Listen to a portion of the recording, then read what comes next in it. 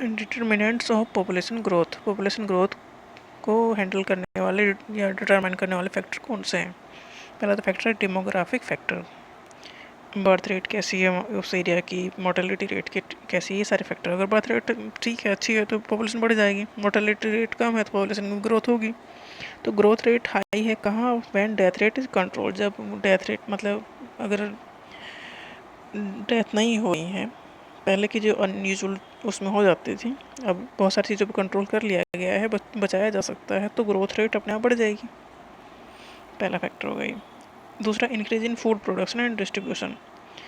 Food available है, पहले इतना अवेलेबल नहीं था। फूड इनसिक्योरिटी की जो दिक्कत थी वो ख़त्म हो गई है।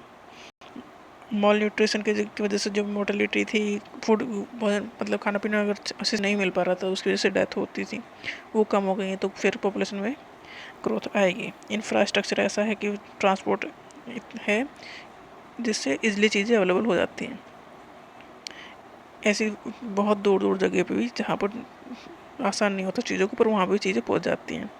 तो इसने भी रोल प्ले किया है ग्रोथ में, पॉपुलेशन ग्रोथ में।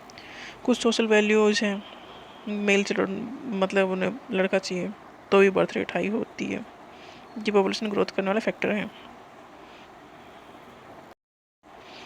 जैसे कि अगर बर्थ रेट ठीक है तो पॉपुलेशन बढ़ेगी, फूड प्रोडक्शन की सिक्योरिटी है तो पॉपुलेशन को बढ़ेगी। अब सोशल वैल्यूज़ भी हो गई हैं।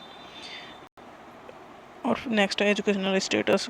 अभी भी एजुकेशन इतने अच्छे से नहीं हुई है हमारी कंट्री में, तो बहुत सारी चीज़ें लोगों को नहीं पता है, फैमिली प्लानिंग की टेक्निक तरीके, उस वजह से पॉपुलेशन ग्रोथ हो रही है। एज ऑफ मैरिज अगर कम है, एज में शादी हो रही है, तो भी पॉपुलेशन इंक्रीज करने में, ग्रोथ में इम्पोर्टेंट फैक्टर है ये भी।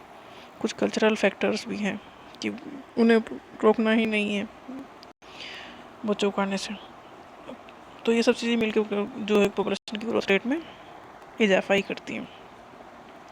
नेक्स्ट, डिजीज ऐसी है कि अगर बीमारी फैल गई तो ये पॉपुलेशन को ख़त्म भी कर देती है, तो एक अच्छा डिटरमाइनिंग फैक्टर है पॉपुलेशन का। तो ये थे वो determinant of population growth in population dynamics.